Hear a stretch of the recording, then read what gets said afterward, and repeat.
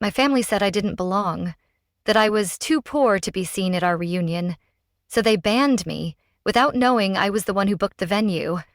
When they walked into the ballroom, they had no idea whose name was on the deed. The invitation arrived on a Friday, bronze-embossed cardstock, with bronze foil lettering. It announced the Langston family's annual reunion to be held in Miami. I stared at it, running my fingers along the elegant print as old memories of eye rolls, snide remarks, and forced smiles echoed in my mind. My heart clenched, recalling the sting of being dismissed as the family's dreamer, unworthy of their polished legacy. My name is Clara Langston, though these days in the business world I go by Clara Vale. 12 years ago, I was the family letdown, the artsy one who turned down a slot at Langston Enterprises to study event planning in Austin. The black sheep with a dream and no real prospects. My phone buzzed. It was my cousin Isabel. I answered. "Clara," she sang too brightly. Her voice dripped with condescension, as if she were addressing a child.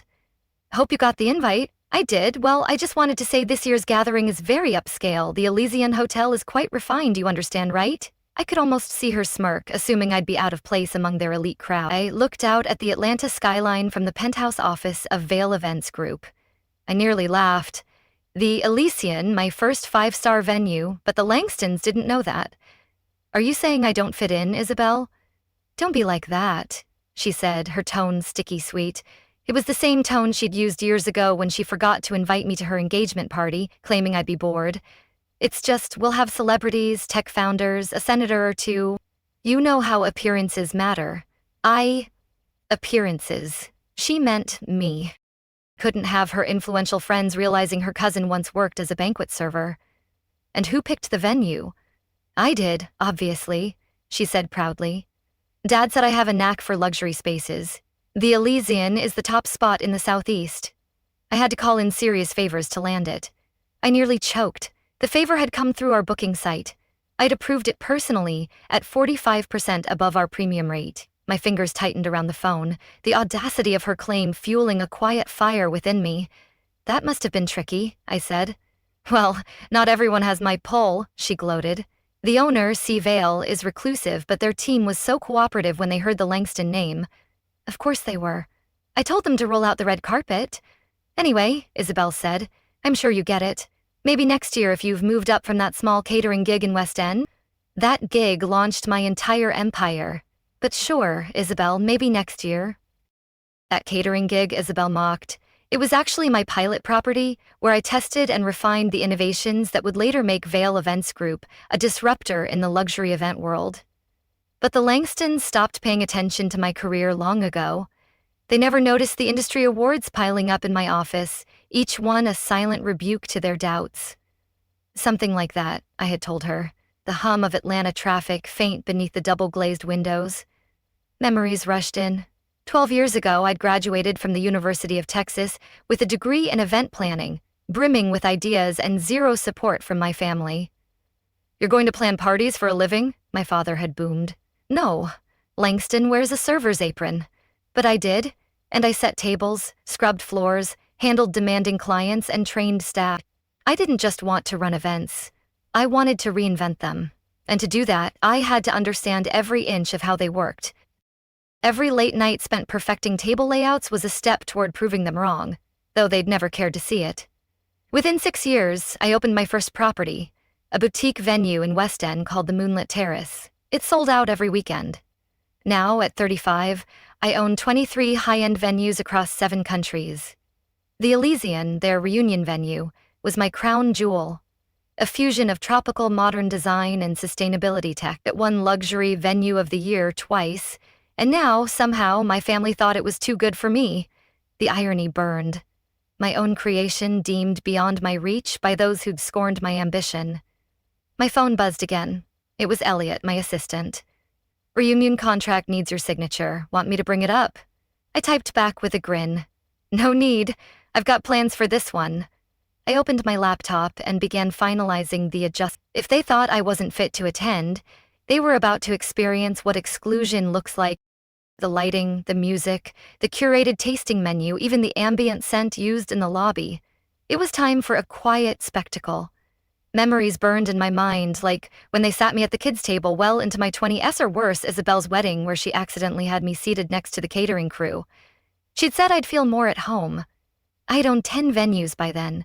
The humiliation still stung, her laughter echoing as I sat there, invisible to my own family. They never asked questions. They never looked past the old image of me. Only my younger sister Leela had stayed in touch, though she never knew how far I'd come. She called just as I was finishing the arrangements. "Clara," she said gently, "Isabel told me she asked you not to come." "I'm so sorry." Her voice cracked and I felt a pang. "Don't be," I replied, signing the final contract with a smile. "Actually, I have a favor. Can you make sure everyone arrives at exactly 8:00 p.m. on July 2026? Why? What's happening?" Let's just say Isabel isn't the only one with connections at the Elysian. The next 2 weeks flew by. I oversaw everything down to the floral centerpiece shade.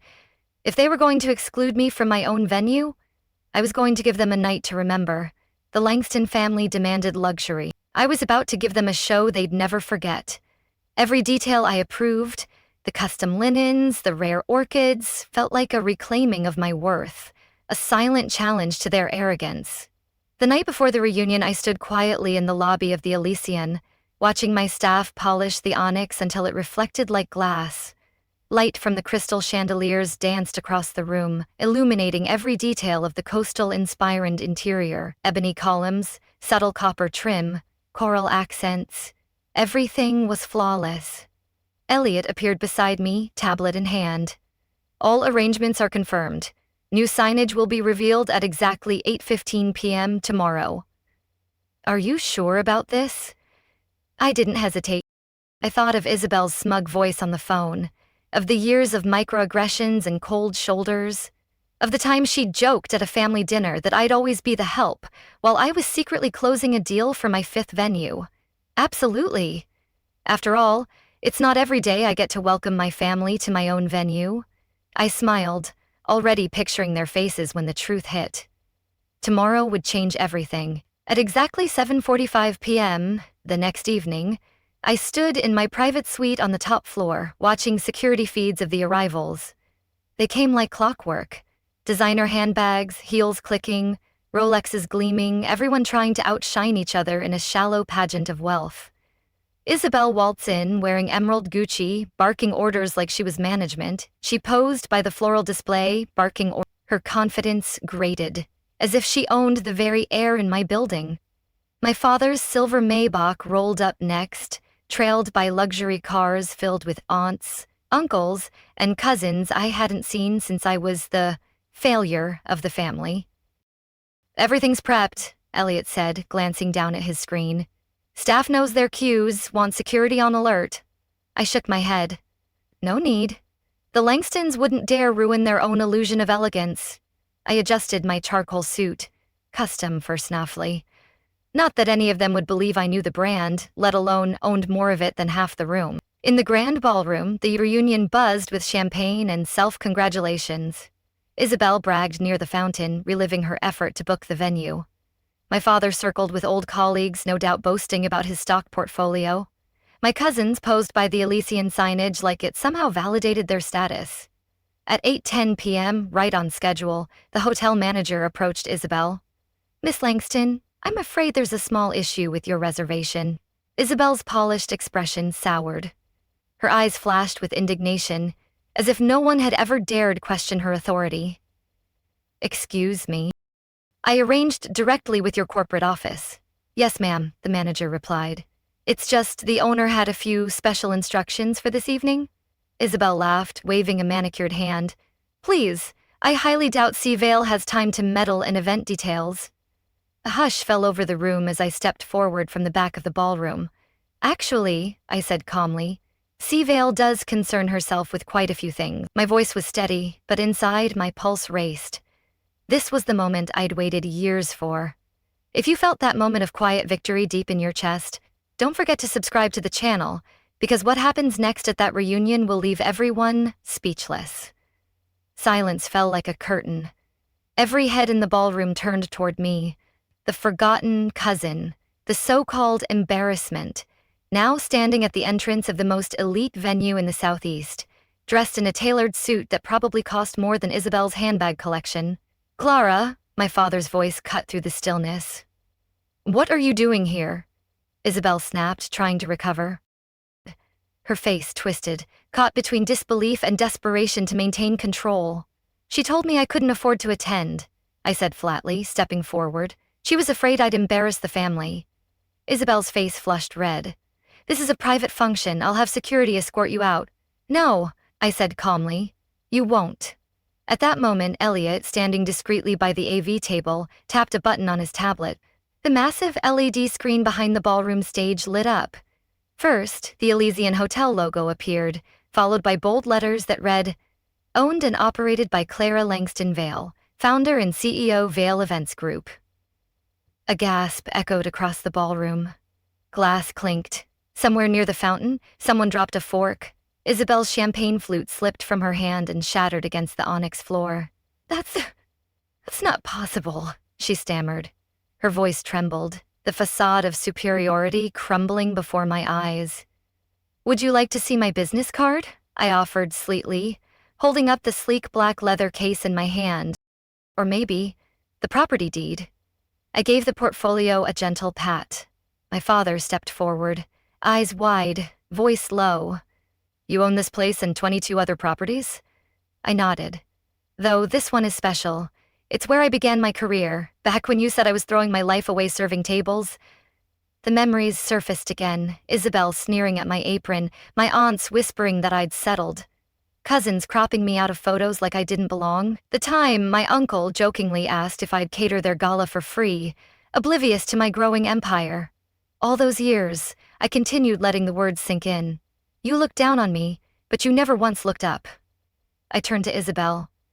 "The tiny catering gig Miss Endry liked to mock.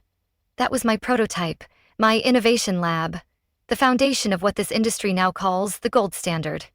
Elliot stepped forward, placing elegant ivory folders into the hands of key family members. "These," he said, "contain the real story behind Vale Events Group and the invoice for tonight's event." Isabel grabbed hers, rifling through it with trembling hands. Her eyes widened.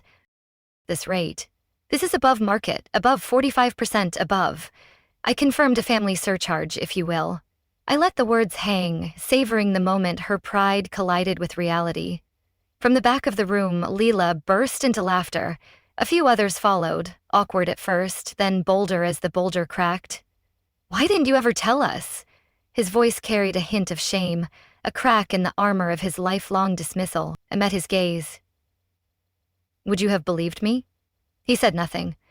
No one did, but in that moment the silence spoke volumes. 12 years ago, you told me no daughter of yours would ever work in a banquet hall," I said, my voice steady but clear. "Well, you were right about one thing. I don't work in a banquet hall." I paused, then smiled. "I own them." Around the room, every digital screen came to life. Panoramic visuals of my venues worldwide flickered across the ballroom, the golden hues of our overwater villas in the Bora Bora, the snow-draped elegance of our Austrian alpine retreat, the towering grandeur of our glass-fronted property in Hong Kong, where the skyline stretched like a crown across the horizon. "As for tonight's reunion," I added smoothly, "your reservation hasn't been canceled. You're welcome to stay.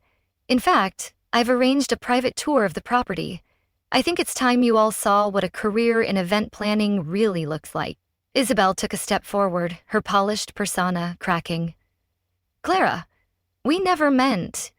Her voice faltered, a rare glimpse of vulnerability she couldn't mask. I cut her off gently, but firmly. "Yes, you did. Every snide joke, every time you left me out of the photo, every time I was treated like the help. While you were busy upholding your status, I was busy building a legacy." "Welcome to the Elysian," the crowd stirred. "My team will escort you to your upgraded suites, though, Isabel," I added, turning slightly, "your room had to be adjusted last minute due to a high-profile booking. We had to place you in one of our standard queen rooms." Her face flushed a deep crimson. "The same room category. She once mocked me for setting up." As the family followed staff to their suites, some in awkward silence, others nervously whispering, my father stayed behind. "I was wrong," he said, his voice uncharacteristically soft about everything. His eyes met mine, searching for forgiveness I wasn't ready to give.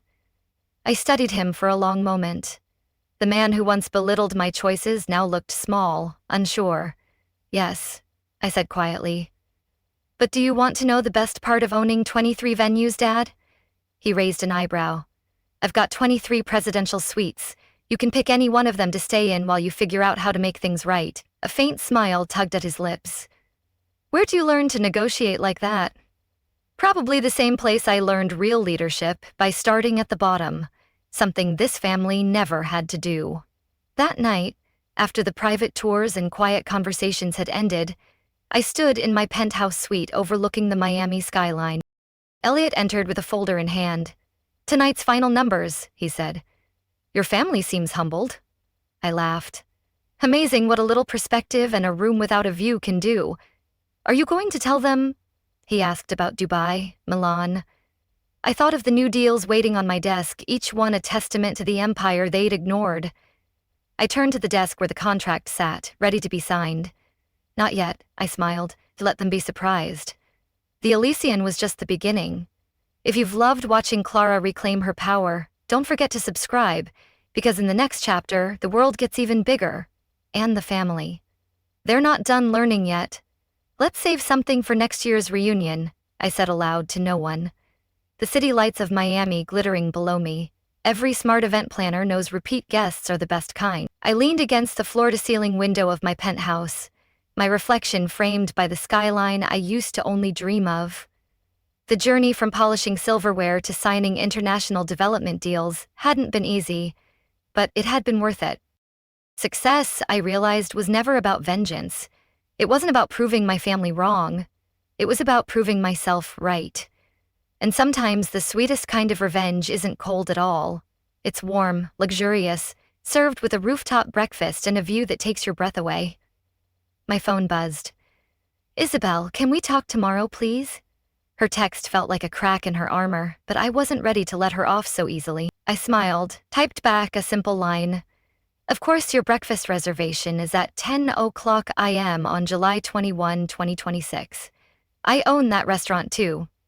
There was power in simplicity, not just in money or property or prestige, but in being seen finally for who I truly was. Not the help, not the outsider, not the family joke, but Clara Vale, the woman who built something real, the woman who wasn't invited to the reunion because she was too busy meddled. As I looked out at the city and the glowing signage of the Elysian below, I felt it in my chest. That sense of calm, of closure, of purpose. Tomorrow would bring the next chapter in the Langston family story. Not one born from old money or empty pride, but from something earned. Because at the end of the day, every great venue knows the secret. It's not just about offering a space, it's about giving people something they'll never forget. And tonight, my family would remember. If you've made it this far, thank you for walking this journey with me. I'd love to hear your thoughts. Drop a comment below and tell me what you would have said if you were in my shoes that night. Would you have stayed quiet? Would you have made the same choices, or would you have done something completely different? Let's talk about it. I read every comment, and your perspective matters more than you know. And if you felt even a flicker of inspiration from my story, hit that subscribe button. There's more ahead. More moments of truth, more family twists, more growth. Because this wasn't just about a reunion. It was about reclaiming space that was always mine to begin with. Here's what I've learned. Sometimes the world and the people in it won't see you until you've built something so undeniable they can't look away. That's okay. Let them laugh, let them doubt, let them label you the underdog, because quietly, consistently, and powerfully, you can rise. Start small, start where they think you're nothing, and use every slight, every snide remark, every exclusion as bricks in your foundation. You don't need revenge, you just need results. And when that day comes, when they walk into a room you own and don't even realize it yet, smile. Not because you beat them, but because you never needed their permission to shine. Your worth was never theirs to decide.